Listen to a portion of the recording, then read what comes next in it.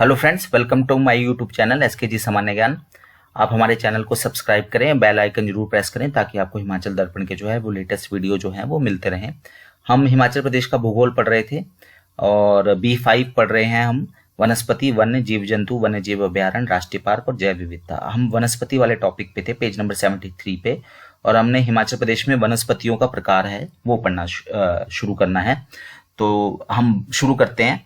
हिमाचल प्रदेश में जो प्राकृतिक वनस्पति है वो ज्यादातर ऊंचाई के अनुसार जो है वो कटिबंधता देखने को मिलती है, यानी कि ऊंचाई के अनुसार यहाँ पे जो है वो वनस्पति बदल जाती है। उसका जो रूप है, जैसे 1000 मीटर की ऊंचाई पे अलग प्रकार की वनस्पति मिलती है, 350 मीटर की ऊंचाई पे अलग है, 2000 के अलग है, 3000 पे अलग है। तो ये, और क्योंकि जैसे जैसे हम ऊंचाई में जाते हैं वैसे वैसे मौसम भी बदलता रहता है, ठंडा होता जाता है, तो वनस्पति का जो प्रारूप है वो भी बदलता जाता है। ऊंचाई के अनुसार प्राकृतिक वनस्पति में ये अंतर जो है वो धरातलीय ऊंचाई, भूमि की ढाल जो है, धरातल कैसा है उसकी प्रकृति, वर्षा की मात्रा, तापमान आदि कारणों से भी संबंधित है। खाली मतलब कटिबंधता तो मेन रीजन है ही है, इसके अलावा ये जो अन्य रीजन है वो भी इंपॉर्टेंट है। यहाँ की वनस्पति जो है प्रदेश के निम्नवर्ती भागों में, अगर हम निचले हिस्सों की बात करें तो वहां पे उष्ण कटिबंधीय प्रकार की है। जैसे भारत में जो है वो उष्ण कटिबंधीय प्रकार की वनस्पति ज्यादा पाई जाती है, तो जो हिमाचल के निचले क्षेत्र हैं वहां पे उष्ण कटिबंधीय से लेकर और उच्च पर्वतीय क्षेत्रों में शीतोष्ण कटिबंधीय वनस्पति या अल्पाइन प्रकृति की वनस्पति भी पाई जाती है। तो निचले क्षेत्रों में उष्ण कटिबंधीय है, मध्य क्षेत्रों में शीतोष्ण है, और जो बहुत ही ज्यादा ऊंचाई के क्षेत्र है वहां पे अल्पाइन प्रकार की जो है वो वनस्पति पाई जाती है। अगर हम बात करें हिमाचल प्रदेश के निम्नवर्ती पहाड़ी क्षेत्रों में वनस्पति जो है उष्ण और उपोष्ण कटिबंधीय प्रकार की है।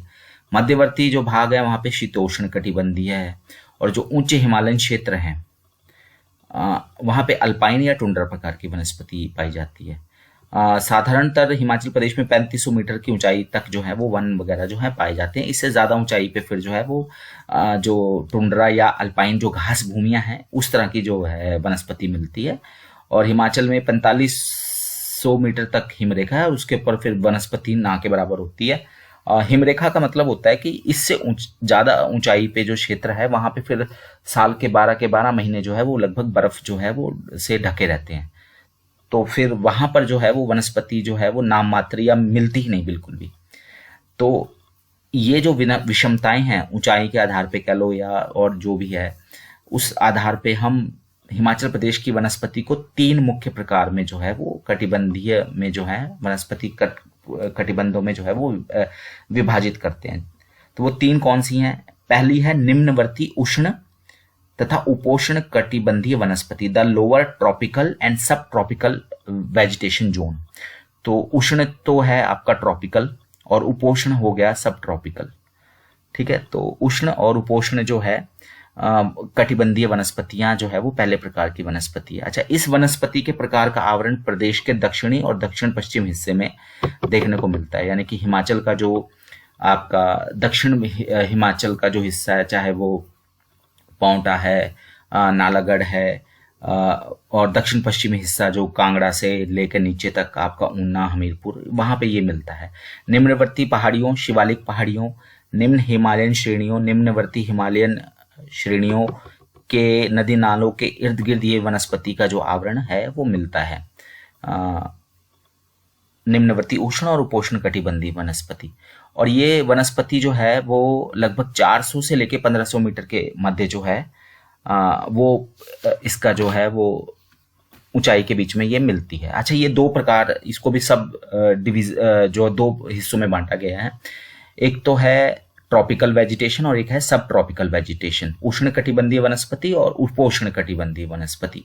तो सबसे पहले हम पहला वाला जो पॉइंट है पेज नंबर 74 का, वो है उष्ण कटिबंधीय वनस्पति। तो जो उष्ण कटिबंधीय वनस्पति है वो एक तरह से कांटेदार वन है। ये कहाँ मिलते हैं? ज्यादातर शिवालिक पहाड़ियों पे, जो दून जो घाटियां हैं वहां पर, उसके निकटवर्ती ढालों में। इसके अलावा जो आउटर हिमालयाज हैं उसके नदी नालों के इर्द गिर्द जो है वो 750 मीटर की ऊंचाई तक ये मिलते हैं। ये कहाँ पाए जाते हैं? पांवटा, नाहन, नालागढ़, बिलासपुर के चंगर क्षेत्र, ऊना, देहरा, गोपीपुर, नूरपुर आदि क्षेत्र में ये वनस्पति जो है मिलती है। कौन कौन से वृक्ष मिलते हैं? बबूल है, खैर है, फलाई है, कांगू है, शीशम है। तो ये सारे जो वन है के जो पेड़ हैं ये इस वनस्पति प्रकार में मिलते हैं। शीशम खैर के वृक्ष को छोड़कर बाकी जो पेड़ हैं उनका कोई खास महत्व नहीं है, आर्थिक रूप से उपयोगी नहीं है ये। यहाँ पर सूक्ष्म जलवायु परिस्थिति के कारण पानी की कमी और सर्दियों में नमी की मात्रा की कमी के कारण जो है वो उष्ण कटिबंधीय वनस्पति के आवरण देखने को मिलते हैं। फिर दूसरा जो आ जाता है इसी में ही उपोष्ण कटिबंधीय वनस्पति, सब ट्रॉपिकल वेजिटेशन। ये जो है निम्नवर्ती हिमालयन पर्वत श्रेणियों घाटियों में विस्तृत है। चंबा, कांगड़ा, हमीरपुर, ऊना, बिलासपुर, सोलन, सिरमौर के जो निचले क्षेत्र हैं, खासतौर पे 750 से लेकर 1500 मीटर के बीच के जो क्षेत्र हैं, वहां पर ये वनस्पति पाई जाती है। धरातलीय ऊंचाई, भूमि की ढाल, मिट्टी की परत, ऋतुवत जो है वर्षा, ज्यादा वर्षा, ये सारे जो भौगोलिक तत्व हैं उससे ये वनस्पति जो है वो प्रभावित होती है। यहाँ पे कौन कौन से जो पेड़ हैं वो पाए जाते हैं, वृक्ष मिलते हैं, साल के, खैर के, शीशम के, फर्न, हलियू, बेल और बांस। ये जो है यहाँ के प्रमुख वृक्षों के प्रकार हैं। खैर, शीशम और चीड़ के जो वृक्ष हैं वो तो आर्थिक रूप से काफी जो है वो उपयोगी भी हैं। तो ये था पहला। फिर हम बात करते हैं दूसरा है मध्यवर्ती शीतोष्ण कटिबंधीय वनस्पति। तो इसको बोलते हैं मिडल टेम्परेट वेजिटेशन जोन। तो ये जो वेजिटेशन जोन है ये आपका चंबा, कांगड़ा, मंडी, सोलन, सिरमौर, शिमला जिलों में मिलता है। और ज़्यादातर ये जो वनस्पति है ये 1500 से लेकर 3000 मीटर के बीच में जो है वो पाई जाती है। अच्छा, शीतोष्ण, जिसे हम टेम्परेट जोन भी कहते हैं, ये शीतोष्ण जलवायु, ठंडी शीत ऋतु यहाँ पर होती है। मध्यम से भारी वर्षा होती है, यहाँ पे तापमान सामान्य रहता है। शीतकाल में यहाँ बर्फ पड़ती है। नम युक्त यहाँ पे मिट्टी होती है और यहाँ पे वन जो है बहुत घने आवरण के होते हैं। ठीक है, तो ज्यादातर जो है घने वनों के लिए यहाँ पे जो है अनुकूल परिस्थितियां होती हैं। यहाँ पे कई प्रकार के जो चौड़ी पत्ती वाले और नुकीली पत्ती वाले वृक्षों के प्रकार पाए जाते हैं। कौन कौन से वृक्ष जो है वो टेम्परेट जोन में मिलते हैं 1500 से 3000 मीटर के बीच में शीतोष्ण में? Oak, maple leaf, chestnut, rhododendron, elm, spruce, चीड़, देवदार, कैल और सिल्वर फर, ये यहाँ के प्रमुख प्रकार के जो है वो वृक्ष हैं। अगर धरातलीय ऊंचाइयों, भूमि की ढाल की दिशा, जलवायु परिस्थितियों के अंतर के कारण यहाँ पे बहुत अलग अलग प्रकार की वनस्पतियां जो है वो विद्यमान होती हैं। अगर हम यहाँ पे वनस्पति की बात करें तो यहाँ पे नम शीतोष्ण कटिबंधीय वनस्पति, नम युक्त देवदार और कैल के वन और नम्न पर्णपाती शीतोष्ण कटिबंधीय वन जो है वो मिलते हैं। तो सबसे पहले हम बात करते हैं इसी के अंतर्गत, टेम्परेट जोन के अंतर्गत, टेम्परेट वेजिटेशन जोन जो है। पहला आता है नम शीतोष्ण कटिबंधीय वन, वेट टेम्परेट फॉरेस्ट। तो इन वनों का आवरण जो है वो डलहौजी, धर्मशाला, कांगड़ा, धौलाधार पर्वतीय ढालों, पालमपुर के क्षेत्र में 1200 से 3500 मीटर के बीच में जो है नमयुक्त जो पर्वतीय ढाल है वहां पर देखने को मिलता है। नम शीतोष्ण कटिबंधीय वन, वेट टेम्परेट फॉरेस्ट। दूसरे जो वन आते हैं इसके अंतर्गत ही, दूसरी जो हमारी कैटेगरी है, नमयुक्त देवदार और कैल के वन, मॉइस्ट देवदार एंड कैल फॉरेस्ट। इन वनों का आवरण शिमला जिले के कोटगढ़, कुफरी, नारकंडा, मंडी के नाचन, कुल्लू के सिराज, चंबा और चुरा के क्षेत्रों में 1500 से 3500 मीटर के बीच में मिलते हैं। यहाँ पे मिश्रित प्रकार के वन पाए जाते हैं। चौड़ी पत्ती वाले वृक्ष यहाँ के जो पर्वतीय ढालों के जो निचले हिस्से हैं वहां मिलते हैं, जबकि सिल्वर फर, स्प्रूस, मिश्रित पर्णपाती वन मध्यवर्ती ढालों पर मिलते हैं और स्प्रूस देवदार वन यहाँ की पर्वतीय ढालों के ऊपरी हिस्से में मिलते हैं। अगर हम तीसरा जो हिस्सा है इसका वन जो टेम्परेट जोन का, वेजिटेशन जोन का, वो है नम्न पर्णपाती शीतोष्ण कटिबंधीय one, moist deciduous temperate forest. पर्णपाती मतलब जो अपने पत्ते जो हैं वो साल में एक बार गिरा देते हैं। तो ये वन जो है ये 2000 से 3000 की ऊंचाई पे मिलते हैं। हॉस्ट, चेस्टनट, जंगली cherry, walnut, maple leaf, popular, ये जो है यहाँ पे मिलने वाले प्रमुख वनों के या वृक्षों के प्रकार हैं। इन वनों के वृक्ष व्यापारिक दृष्टि से बहुत ज्यादा उपयोगी होते हैं। यहाँ पर अधिकतर वनों के प्रकार जलवायु परिस्थितियों में अंतर के कारण निर्धारित होते हैं। इसके अतिरिक्त भूमि की ढाल की दिशा, धरातल की ऊंचाई, वनों के प्रकार में जो अंतर आया है उसको प्रभावित करते हैं। यहाँ पर स्थित पर्वतीय ढालों के दक्षिणी हिस्से में ओक वृक्ष का आवरण, उत्तरी ढालों पर नुकीली पर्णपाती वृक्ष जो है वो पाए जाते हैं। इसी प्रकार के सीडर वृक्ष का आवरण अच्छी तरह से नम धूपयुक्त ढालों पर और ब्लू पाइन ठंडी छायावृत ढालों पर संकेंद्रित है। तो मतलब अलग अलग जो है वृक्ष पाए जाते हैं। जैसे दक्षिणी ढालों पे ओक वृक्ष है, उत्तरी ढालों पे जो है नुकीले पर्णपाती वृक्ष मिलते हैं। सीडर जो है वो जो है वो आपके नम जो धूपयुक्त ढाल है सनी स्लोप से वहाँ मिलते हैं, जबकि ठंडी छायावृत ढालों पर जो है वो ब्लू पाइन मिलते हैं। और पर्यावरण संतुलन और आर्थिक दृष्टि से भी ये वन जो है वो काफ़ी उपयोगी हैं। फिर हमारा जो तीसरा और लास्ट है वनों का प्रकार, वो है उच्चवर्ती अल्पाइन कटिबंधीय वनस्पति, the higher alpine vegetation zone. 3000 metre से ऊपर या कई जगह 3000 से 3500 मीटर या उससे भी थोड़ा ऊपर तक ये जो है ये वनस्पतियां मिलती हैं। चंबा का पांगी, भरमौर क्षेत्र, लाहौल स्पीति और किन्नौर में जो है वो इस तरह के जो वनस्पति का आवरण है जो वो मिलता है। क्योंकि यहाँ के जो वन है वो बिल्कुल ठंडी पर्वतीय ढालों पे नदी नालों के इर्द गिर्द ही मिलते हैं। सिर्फ धरातलीय ऊंचाई, पर्वतीय ढालों की दिशा में अंतर और जो स्थायी बर्फीले क्षेत्र हैं उसकी जो निम्नवर्ती सीमा है जिसको हम 4500 मीटर है, कई जगह वो नीचे भी आ जाती है 4000 मीटर पे, कई जगह 5000 तक भी चली जाती है, जिसको हम स्नो लाइन कह रहे थे। तो उसके आधार पे भी जो है वनस्पतियों के प्रकार में जो है अंतर आता है। दक्षिण से उत्तर की ओर जो है वो अंतर पाया जाता है। अच्छा, इसमें भी 3 हमारे प्रकार आते हैं। पहला है उप अल्पाइन वन, सब अल्पाइन फॉरेस्ट। ये 3500 की मीटर की ऊंचाई तक ये पाए जाते हैं। खरसू, विटल, यूटिलस जो है ये मेन इस प्रकार के वन जो है यहाँ मिलते हैं। और इन जो वनों का उपयोग जो है वो गर्मियों में खासतौर पे पशु चारण के लिए, जो ग्रेजिंग है उसके लिए किया जाता है। इन वनों के वृक्ष ज्यादा हैं, अपेक्षाकृत बहुत ही ऊंचे होते हैं, मतलब लंबे काफी होते हैं। फिर आता है दूसरा नमयुक्त अल्पाइन झाड़ीदार one, moist alpine scrub forest.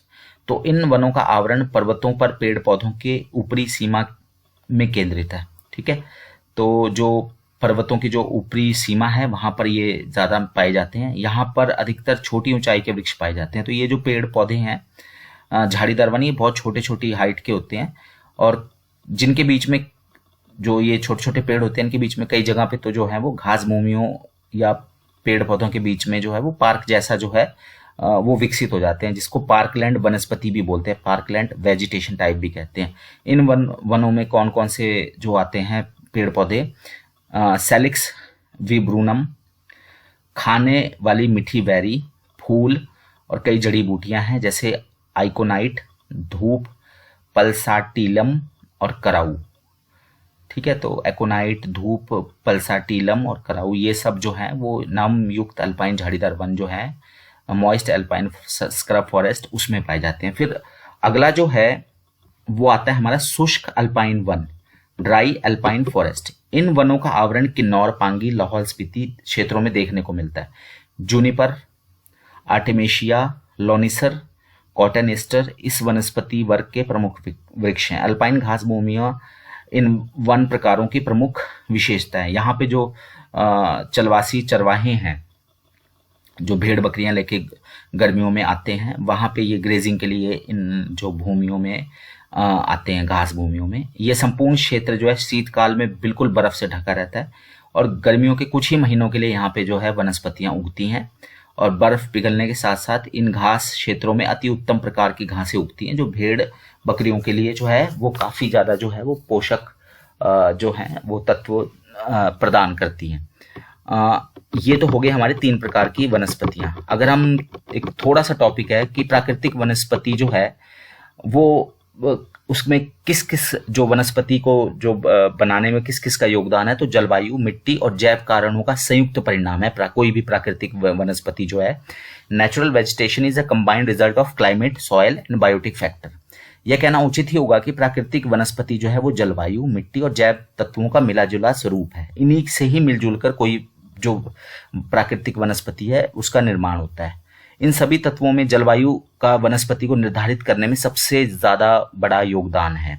अब जलवायु में क्या क्या चीजें इंपॉर्टेंट है, मिट्टी और जैव तत्व तो है ही इंपॉर्टेंट, लेकिन जलवायु में क्या है, एक तो तापमान और दूसरा वर्षा संयुक्त रूप से वनस्पति की उत्पत्ति और विकास दर को निर्धारित करते हैं। अगर कहीं जगह वर्षा अच्छी हो रही है और तापमान बहुत अधिक है तो वनस्पति जो है वो बहुत अच्छी होगी।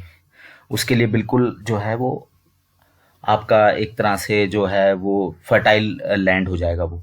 यही नहीं, वर्षा और तापमान की ऋतुवत विभिन्नता भी वनस्पति के विकास को प्रभावित करती है। उच्च तापमान और नमी के फलस्वरूप विभिन्न पेड़ पौधों का बहुत तेज गति से विकास होता है।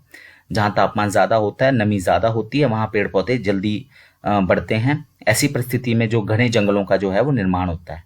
इन जलवायु परिस्थितियों में छोटे बड़े वृक्ष, बेलें, पौधे के ऊपरी पौधे, झाड़ियां आदि पनपते हैं। तो पौधों के ऊपर पौधे, झाड़ियां, छोटे छोटे पेड़ पौधे जो है वो पनपते हैं। इन क्षेत्रों में वर्षा का औसत जो है वो अधिक होता है।